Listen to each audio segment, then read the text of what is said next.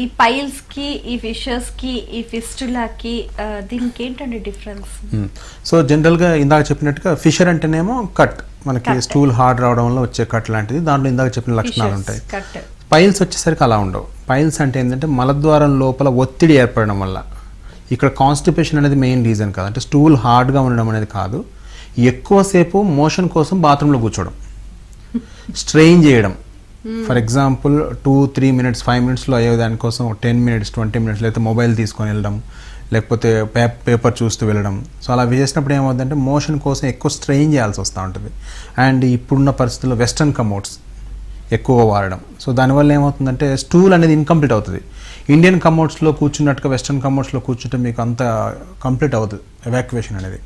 So ఎప్పుడైతే మనకు stool కోసం ఎక్కువ ప్రెషర్ పెడతామో ఆటోమేటిక్గా మలద్వారం లోపల గోడల మీద ఒత్తిడి పెరిగి అక్కడున్న రక్తనాళాలు అనేవి కిందికి సాగుతాయి అన్నమాట. ఆ కిందికి సాగి చేతికి తగులుతూ ఉంటాయి. అంటే పేషెంట్ ఏం చెప్తాడంటే పైల్స్లో మోషన్ వెళ్ళినప్పుడు ఏదో బయటకు వస్తుందండి, ఒక మాంసం లాంటిది, మళ్ళీ లోపలికి వెళ్ళిపోతుంది. అవును, ఇది చాలా మంది లోపలికి వెళ్ళిపోతుంది. అప్పుడప్పుడు చేతితో కూడా నెట్టాల్సి వస్తుంది, వేలుతోని.